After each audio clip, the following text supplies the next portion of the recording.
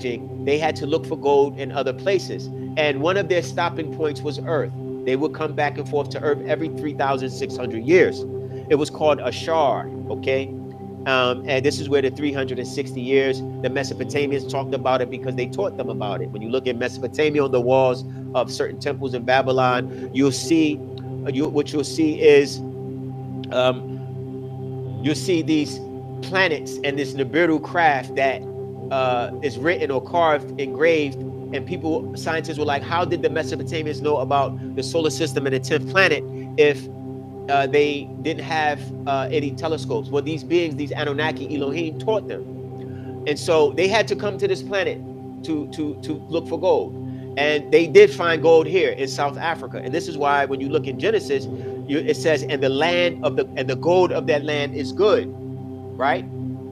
People are like, why is these beings worried about gold?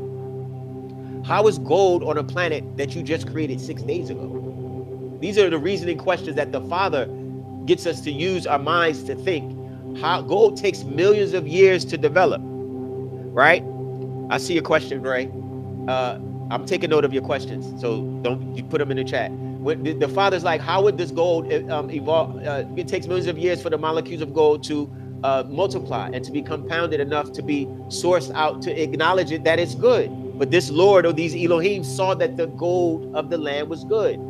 So they came here. However, the work to mine the gold in South Africa specifically was very difficult, right? These beings came to this planet.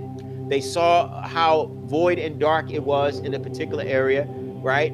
And so they hovered above. They called it the spirit of the Elohim in this huge craft. And they said, let there be light. They shone their light, this craft's light within the atmosphere. And so they stirred up the creation, right? They stirred up they stirred up a creation on this planet in the area of Mesopotamia, but they've been coming back for thousands of years. The work was very arduous for them. It was very difficult. They couldn't mine. They were getting complaints, right? They kept complaining. The other Anunnaki who were working in the mines began to complain to Enki and began to complain to Enlil that the work was difficult. This is not in your Genesis text. This is in the older text.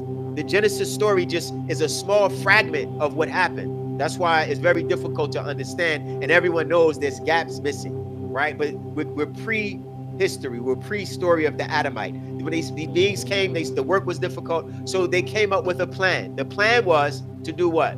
Let us make a man to do the work for us, right? So they found they had to come up with an idea of how to breed a man. If you read Genesis, it says, we have not found a man to do work, to till the ground. This was a plan that had nothing to do with anything religious.